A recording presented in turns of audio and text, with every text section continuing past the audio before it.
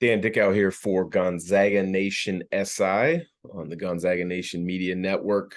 Lots of excitement building this week around Spokane, the Gonzaga basketball program, as Craziness in the Kennel will be on Saturday, October 8th at 4 o'clock. We're going to have a preview of it with myself and one of our journalists, Cole Forsman, as well as recap articles of how the event went, who stood out, and some of the fun events that are around the Craziness in the Kennel. But other news that came out just in the last couple of days, the gauntlet of the schedule for Gonzaga keeps getting more and more difficult. It's absolutely unbelievable.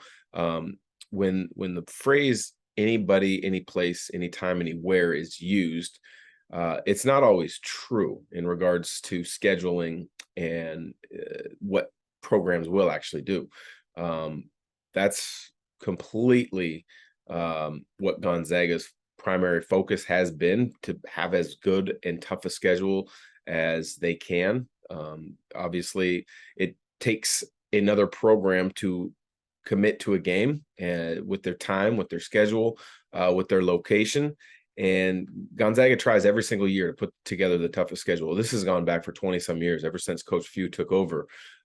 They've scheduled as tough as they can, but I don't know if I can think of another schedule that is as tough as this, because as I mentioned, the news that came out just earlier this week, an exhibition game. This won't go on the schedule, but an exhibition game against Tennessee, one of the powers in the SEC, led by Rick Barnes, who was the head coach at Texas for a long time. Coach Few and he had become good friends. They're going to play an exhibition game, which is now allowable under NCAA rules. This exhibition game will be played in October, and this game will benefit the McClendon Foundation. The game's going to be played in Frisco, Texas. It's not televised on normal TV. It's actually interesting. It's on pay-per-view. So if you want to catch the game, you can stream it.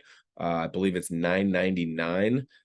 We will have information up on our website about where you can catch that stream and pay for it. GoZags.com also has that schedule. But when you look at it, I mean, what a opportunity for Gonzaga to get a test in the non-conference in an exhibition setting where it doesn't go against their schedule, because Tennessee is really good. They were good a season ago. They're going to be really good this year. There's been a nice little series that Tennessee and Gonzaga have had when they've had a chance to play. They played in the Battle in Seattle twice. The last time they met was in Phoenix. I believe it was the Jerry Colangelo Classic. It was Rui Hachimura, Brandon Clark. Gonzaga was ranked number 1 at the time. Tennessee was ranked number 7, and Tennessee got hot from beyond the three-point line. Admiral Schofield had a really good game. Grant Williams had a really good game, and they were able to knock off Gonzaga. But Gonzaga leads the overall series 4-2. And when you look at it, the chance to play against another SEC power is only going to help Gonzaga lead into the conference and then prepare themselves for the NCAA tournament. We've talked about this a number of times, and we'll really dive into it even more as the season gets closer. But you look at the schedule they play. If you were a potential recruit, how do you not want to play at Gonzaga because of the schedule that they're going to play? They play Michigan State on an aircraft carrier. They're going to play Texas. They're going to play Kentucky. They're going to play Baylor. They're probably going to play Purdue in the second round game of the PK 85. It would be either Purdue or West Virginia. I would imagine they beat Portland State. And more than likely, a matchup that everybody is looking forward to as a final in that PK 85 would be against Duke. So you could play against Duke as well. And then you've got Alabama in the non-conference. And this is without even counting a regional rivalry game against University of Washington. This schedule has come together extremely well. It's tough. I mean, you look at that mid-November to early December stretch, I don't think you're going to find another college program that plays as tough a schedule. You're going to get some one-off games. Carolina's going to play, your Kansas. Kansas is going to play Michigan State, in the Champions Classic, all those kind of games.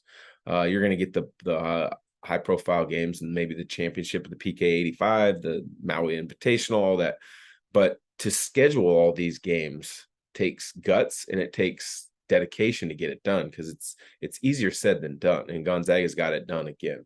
One last scheduling tidbit: Warner Pacific has been added as a exhibition game that will be a counter, or excuse me, that will be televised.